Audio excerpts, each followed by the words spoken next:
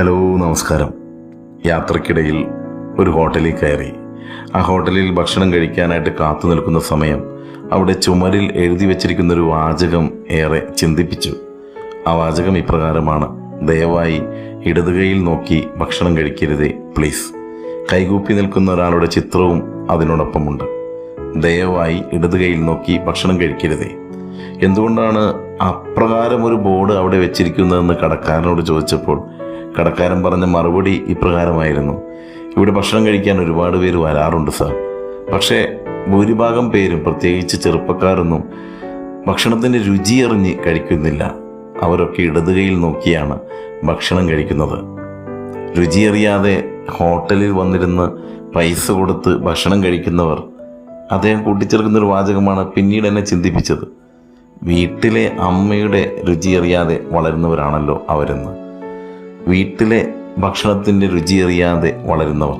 ഇടതുകൈയിൽ നോക്കി ഭക്ഷണം കഴിക്കുന്നവർക്കിടയിലേക്ക് ബിരിയാണി ഓർഡർ ചെയ്താലും തലേ ദിവസത്തെ ചോറ് വെച്ച് കൊടുത്താലും അത് കഴിച്ചുകൊണ്ട് ചിരിച്ചുകൊണ്ട് പുറത്തേക്ക് പോകുമെന്ന് അദ്ദേഹം ചിരിയോടെ പറഞ്ഞു. തമാശയാണ് പറഞ്ഞതെങ്കിലും അതിലും കാര്യമുള്ളതായിട്ട് തോന്നി.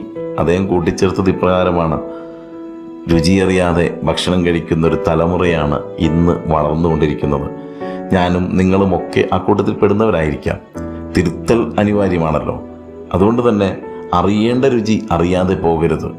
നമ്മുടെ മുന്നിലേക്ക് വരുന്ന ഭക്ഷണത്തിൻ്റെ രുചി ഇടതുകൈയിൽ നോക്കി പലവിധ ഭാവപ്രകടനങ്ങൾ കൊണ്ട് നാം ലയിച്ചു ചേരുമ്പോൾ നഷ്ടപ്പെടുന്നുണ്ട് എന്നൊരു തിരിച്ചറിവ് നമ്മെ നയിക്കേണ്ടതുണ്ട്. അതുകൊണ്ട് തന്നെ അറിഞ്ഞ് രുചിയറിഞ്ഞ് ഭക്ഷണം കഴിക്കുവാൻ നമുക്ക് സാധിക്കട്ടെ. ഇടതുകൈ മൊബൈൽ ഫോണിൽ നോക്കിയിട്ട് ഭക്ഷണം കഴിക്കുമ്പോൾ നഷ്ടമാകുന്നത് അമ്മയുടെ ഭക്ഷണത്തിൻ്റെ സ്നേഹത്തിൻ്റെ രുചിയാണ്, ഉറ്റവരുടെ സ്നേഹത്തിൻ്റെ രുചിയാണ്. അതങ്ങനെ നഷ്ടപ്പെടാനുള്ളതല്ല, ആസ്വദിക്കാനുള്ളതാണ്, അനുഭവിക്കാനുള്ളതാണ്. അതുകൊണ്ട് തന്നെ രുചിയറിഞ്ഞ് ഭക്ഷണം കഴിക്കാം നമുക്ക്. ഒപ്പം രുചിയറിഞ്ഞ് ജീവിതയാത്ര തുടരുവാനും നമുക്ക് സാധിക്കട്ടെ. ഒരുപാട് രുചിഭേദങ്ങളുടെ വിരുന്നുണ്ടിട്ട് വേണം ഈ ജീവിതയാത്ര പൂർത്തീകരിക്കുവാൻ. ജീവിതത്തിൽ ഒരുപാട് നല്ല രുചിയുള്ള അനുഭവങ്ങളാൽ സമ്പന്നമാകട്ടെ നമ്മുടെ ഓരോരുത്തരുടെയും ജീവിതം. സ്നേഹത്തോടെ ആശംസിക്കുകയാണ്. രുചിയുള്ള ജീവിതമാകട്ടെ നമ്മുടെ ജീവിതം. രുചി അറിഞ്ഞ് മുന്നേറുവാനും നമുക്ക് സാധിക്കട്ടെ.